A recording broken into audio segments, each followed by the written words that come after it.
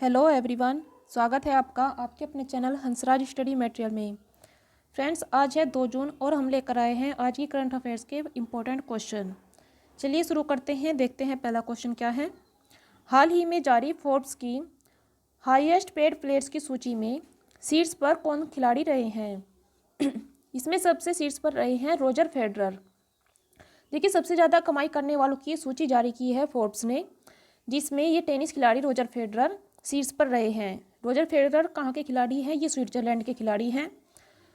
इन्होंने पिछले वर्ष 802 करोड़ की कमाई की है। अगर हम सेकंड स्थान देखें किसका रहा है, तो सेकंड पर रहे हैं क्रिस्टियानो रोनाल्डो, थर्ड पर रहे हैं लियोनेल मेसी और फोर्थ पर रहे हैं नेमार। वहीं अगर भारत की बात की जाए कि भारत में सबसे ज़्यादा कमाई करने वाले खिलाड़ी कौन है, तो वो है विराट कोहली। इनका टॉप सूची में अगर हम सबकी बात की जाए फोर्ब्स की सूची में कितना स्थान रहा है, वो रहा है 66वें स्थान पर रहे हैं, जबकि भारत में ये प्रथम स्थान पर रहे हैं। इन्होंने कितनी कमाई की है पिछले वर्ष? 196 करोड़ की कमाई के साथ ही ये 66वें स्थान पर रहे हैं, जबकि भारत में इन्हें प्रथम स्थान प्राप्त हुआ है। चलिए नेक्स्ट क्वेश्चन देख लेते हैं।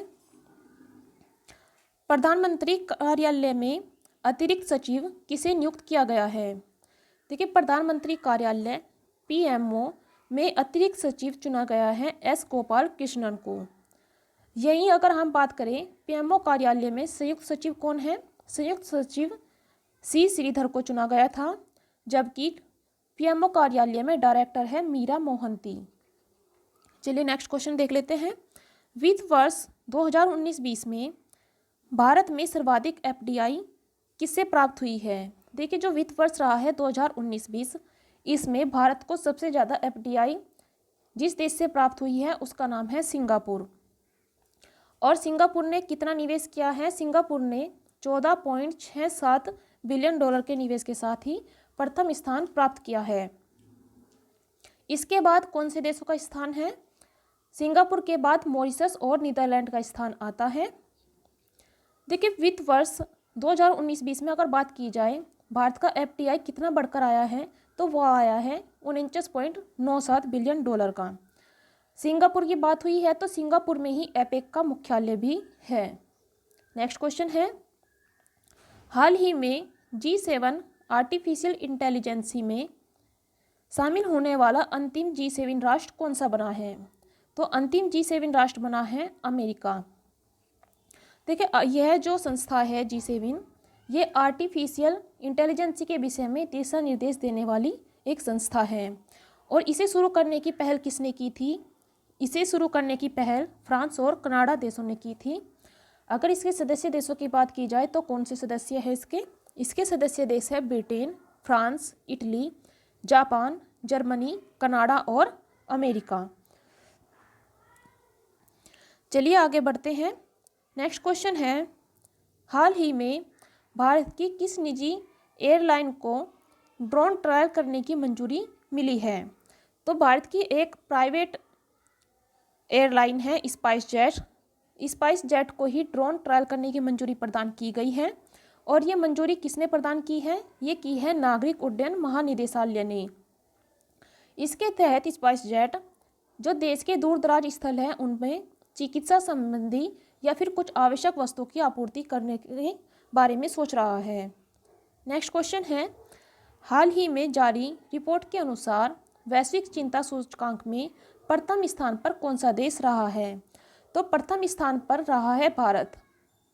इस सूची में देखिए, जो ये रिपोर्ट जारी की है, सबसे पहले देख लेते हैं किसने जारी की है। इस रिपोर्ट को बहुराष्ट्रीय नेटवर्क डेलाइट ने जारी किया है। और इसमें जो सर्वे किया गया है वो 18 वर्ष से अधिक आयु के व्यक्तियों पर किया गया है, जिसमें सबसे ज़्यादा चिंता करने वालों में भारत शीर्ष स्थान पर रहा है। अगर हम सेकंड स्थान की बात करें तो सेकंड स्थान रहा है मैक्सिको का और थर्ड स्थान रहा है स्पेन का। चलिए आगे बढ़ते हैं। नेक्स्ट क्वेश्चन है, हाल ही में बीसीसीआई ने किस खिलाड़ी को राजीव गांधी खेल रत्न 2020 पुरस्कार के लिए मनोनीत किया है? तो बीसीसीआई ने रोहित शर्मा को 2020 के राजीव गांधी खेल रत्न पुरस्कार के लिए मनोनीत किया है।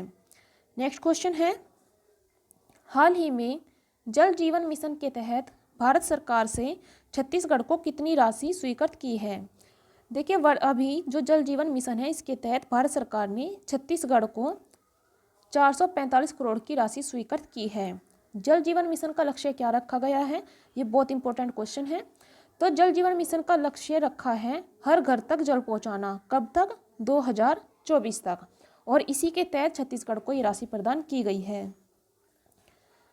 नेक्स्ट क्वेश्चन है, हाल ही में विप्रो का नया सीईओ किसे नियुक्त किया गया? तो देखिए सीईओ का नया जो सीईओ नियुक्त किया गया है विप्रो का, वो किया गया है थियरी डेलाफोर्ट को। और ये किसका स्थान लेंगे? ये स्थान लेंगे आबिद अली नीमचवाला का। नेक्स्ट क्वेश्चन देखते हैं, उत्पाद जागरूकता के लिए पीआई चैटबॉट लॉन्च किसने किया है? तो ये किया है एनपीसीआई ने। और ये एक आर्टिफिशियल इंटेलिजेंसी चैटबॉट है जिसे एनपीसीआई ने लॉन्च किया है। अब एनपीसीआई क्या है इसकी फुल फॉर्म देख लेते हैं। इसकी फुल फॉर्म है national payments corporation of India. Next question है, हाल ही में किस देश ने पाक डीए स्टील्थ बॉम्बर विमानों का निर्माण किया है? तो ये विमानों का निर्माण किया है रूस ने। नेक्स्ट है, विश्व की सबसे बड़ी संक्रामक रोग परीक्षण लैब किस विश्वविद्यालय, यहाँ पर विश्वविद्यालय आएगा, द्वारा बनाए जाने की घोषणा की है? तो ये जो दुनिया की सबसे बड़ी संक्रामक रोग परीक्षण लैब बनाई जा रही है ये मुंबई विश्वविद्यालय द्वारा बनाई जाएगी। और किसके सहयोग से? देखिए इसे आईआईटी एलुमिनी काउंसिल और मुंबई विश्वविद्यालय दोनों मिलकर बना रहे हैं। नेक्स्ट क्वेश्चन है, गोमती नदी पर शुरू किया गया नया अंतर्देशीय जलमार्ग भारत को किस देश से जोड़ेगा? तो जो नया अंतर्देशीय जलमार्ग बनाया गया है गोमती नदी पर, ये भारत को बांग्लादेश के साथ जोड़ेगा। और ये भारत में कहाँ से? देखिए भारत के त्रिपुरा और बांग्लादेश के दाऊदकंडी शहर को आपस में जोड़ेगा। और ये बांग्लादेश के साथ प्रथम अंतर्देशीय जलमार्ग है। तो ये थे आज के कुछ इंपॉर्टेंट क्वेश्चन जो हमने यहाँ किए हैं। फ्रेंड्स, अगर आपको पसंद आती है हमारी वीडियो तो प्लीज़ लाइक और शेयर करना ना भूलिएगा। चलिए मिलते हैं कल नेक्स्ट वीडियो में।